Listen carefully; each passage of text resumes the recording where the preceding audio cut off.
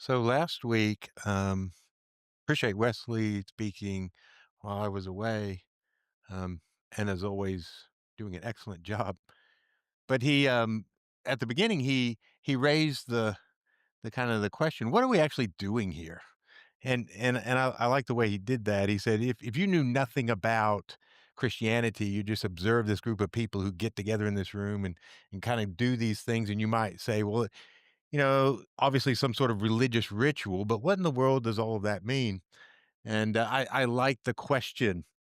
And so I want to continue a little bit with that thought before I get into the text. What are we here doing? We say we've come to worship God. What does that mean?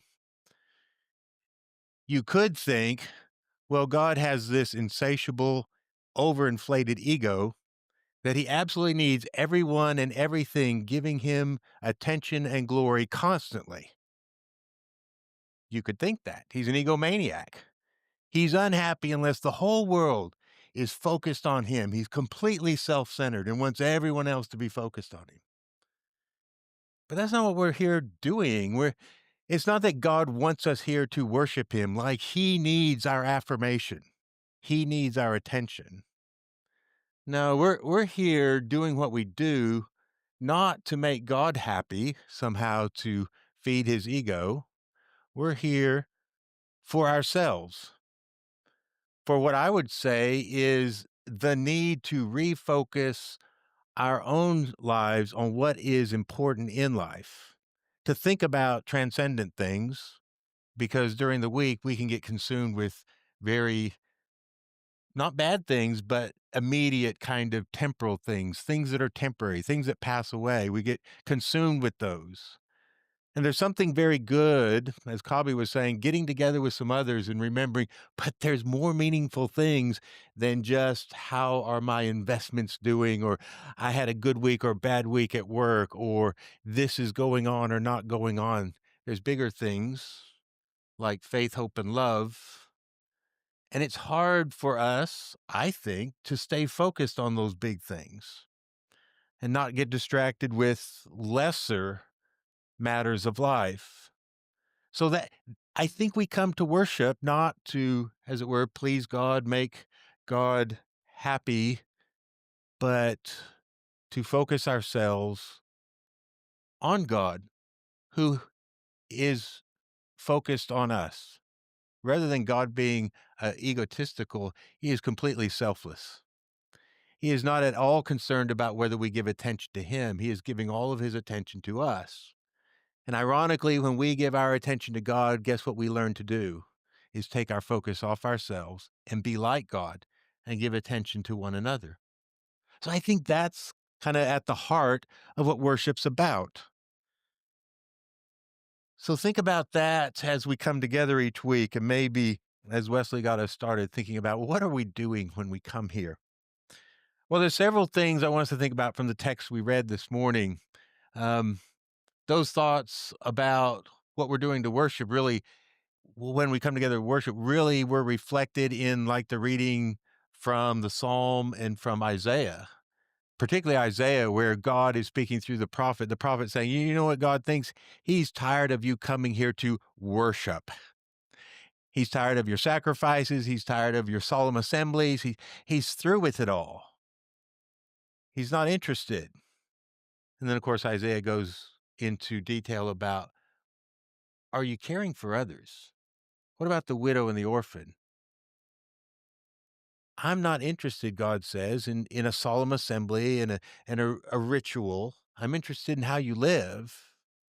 And so Isaiah was kind of saying the same thing. He's asking the Israelites, why are you here to worship? And maybe you're here for reasons that really aren't that interesting to God. He wants to see if we're transformed, if we become like him. Well, a couple passages I want us to think about this morning. The first is Hebrews. We read the little bit of the beginning part of Hebrews chapter 11, of passage on faith.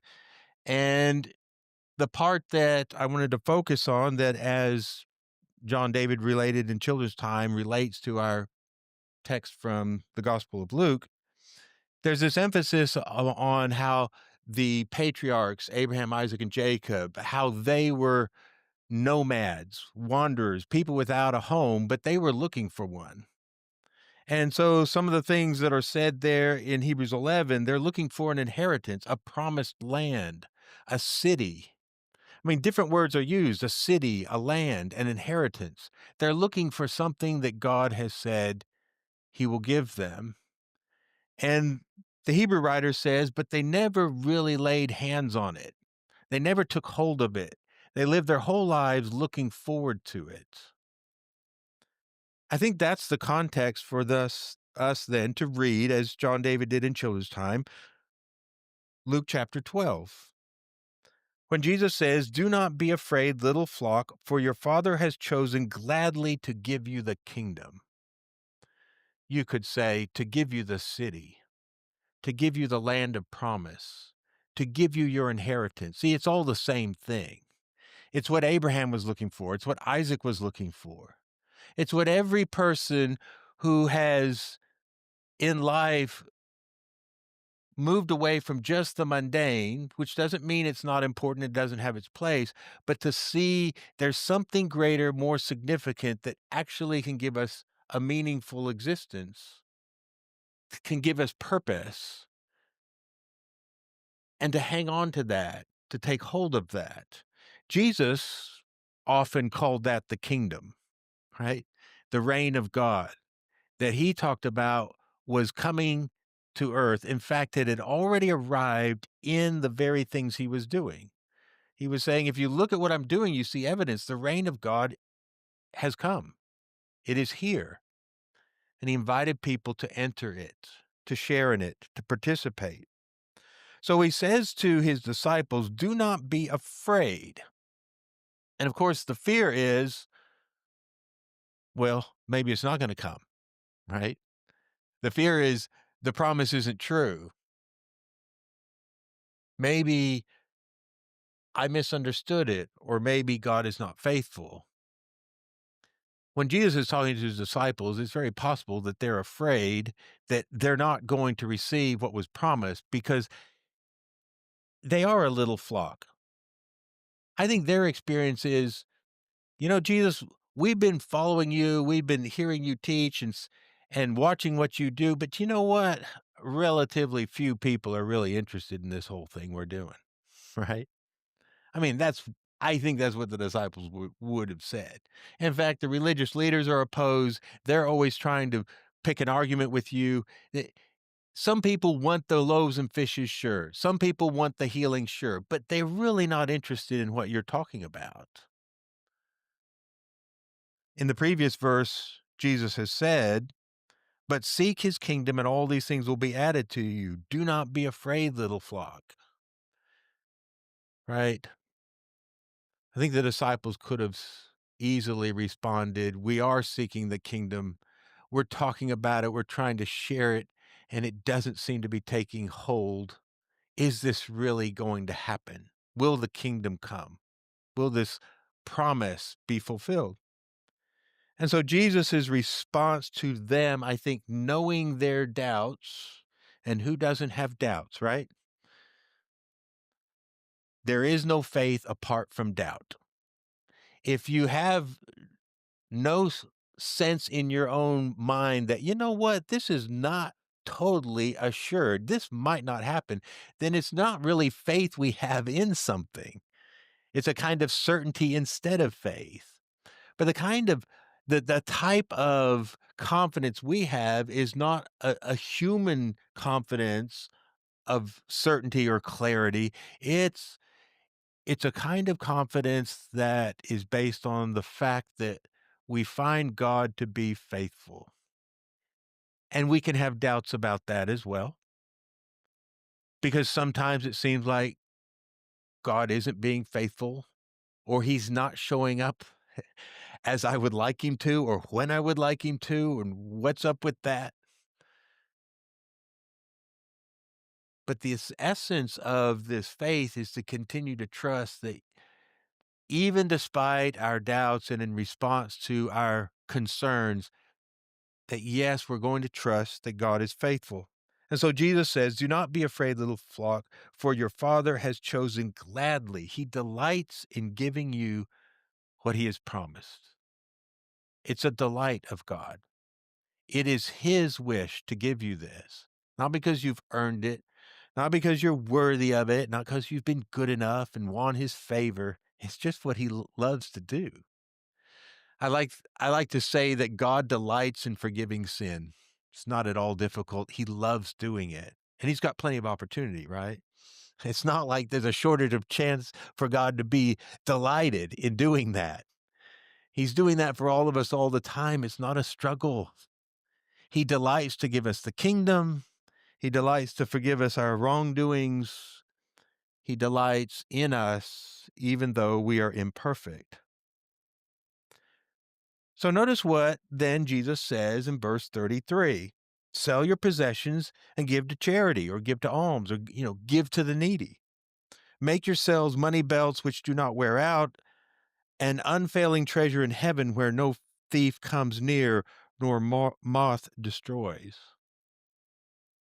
It's not so much a command like you must do this. See, if we're in that mode of everything that Jesus is saying is what I have to do to please God, to be in line with God, like the promises won't happen until I sell my possessions and give to charity. He's not saying sell your possessions, give to charity so that God will give you the kingdom.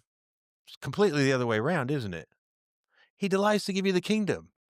And when you know that, it changes your perspective on everything else. If the kingdom is mine, if he's going to give me his promises, if I am included in the reign of God and what he's about, I just have a new mentality.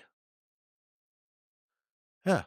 What I possess, well, I'm not here stingily holding on to it thinking I better take care of myself because you never know what's going to happen. He delights to give us what he has promised.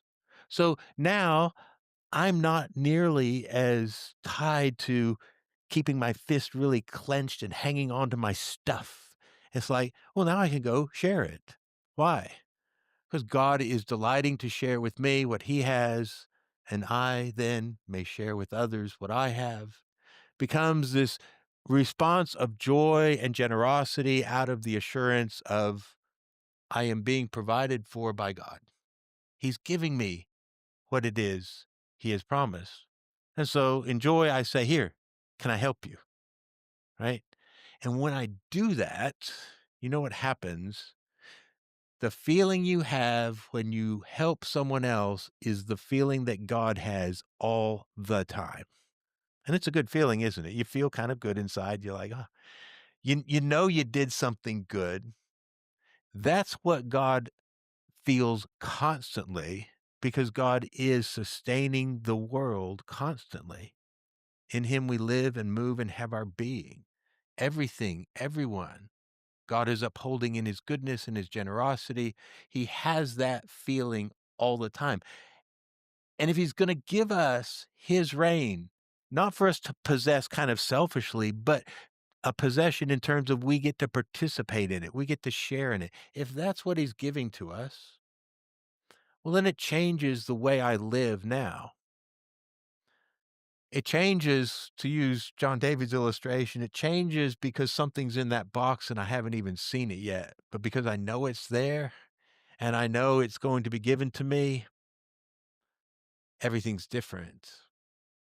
Am I living by faith? Yes. Am I living by sight? Well, no, not really. I can't really see this kingdom come in its fullness.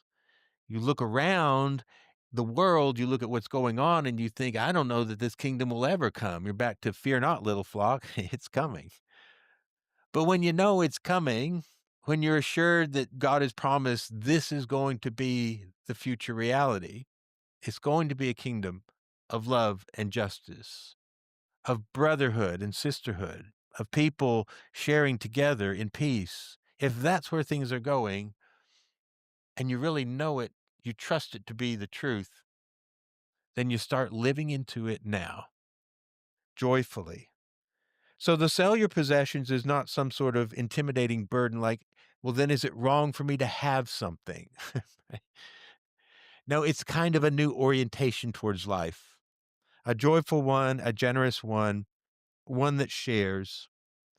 And as Jesus says, each time we share something, we create a treasure that nothing can destroy. If I hang on to things in a selfish way, in a greedy way, trying to assure my own future, anything could happen, right? It might be taken away from me. But when you help someone else, you create a treasure that's not earthly and that nothing can damage or take away from you. What Jesus likes to call this treasure in heaven, a treasure in the spiritual realm, a treasure that is not earthly and material, but is spiritual and lasting. And so that's what he encourages for his disciples trust. He goes on to say some words about being ready, and those are important for us to think about as well. What does it mean for us to be ready? The sense of being ready is, I think, um, going to be borne out in the way we participate with the generosity that he's been talking about. It's not so much kind of eyes fixed on the horizon, thinking something's coming, kind of, attuned to the far away. It's really how I live in the immediate moment. The way I can be ready is by helping my neighbor, by loving others, by listening, by encouraging, by showing compassion and mercy. When we're doing that, we're ready for the kingdom, right? That's how you can be ready. I think that's what Jesus would have us do. Do the things that indicate a kind of readiness and a trust in the promises that God has made.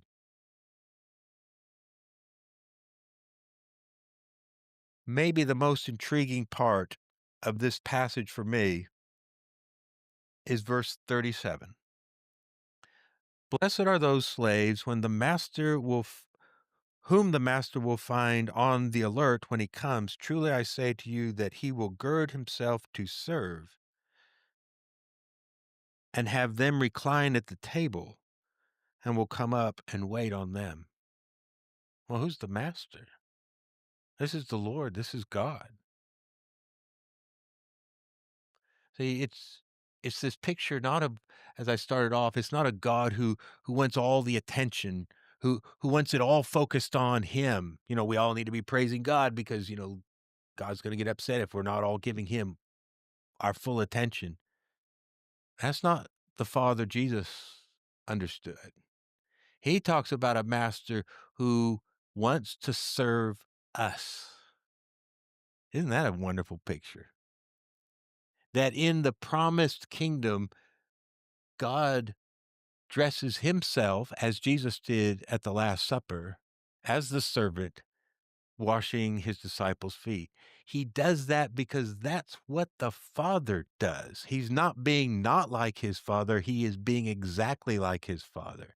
See, the Father will come to us as a servant. That's why Jesus says, unless you become as a little child, who is the Father? He is the little child. Jesus says, when you do it unto the least of these, you do it unto me. Who is Jesus? He is the least. He's the servant. And so is his Father. He's the little child. He's the little one. He's the servant. He comes to serve us, to attend to us. Here, you all sit at the table. I will be the waiter. I will bring you your food. I will make sure that you dine. See, the heavenly banquet is not one where God sits at the head table and we're all kind of at lesser tables while he gets all the glory. The heavenly banquet is one where we all sit down and God is servant to all of us. Because that's what the kingdom's always been about. I think that's the most astounding part of what Jesus says. That's If we understand that is the heart of the Father, we will not fear that he might not give us as he's promised. not when you understand how much he is the servant, how much he attends to us and not to himself. Well, of course he's going to give us what he's promised, right? And one day, may we sit at his table and have God serve us a meal.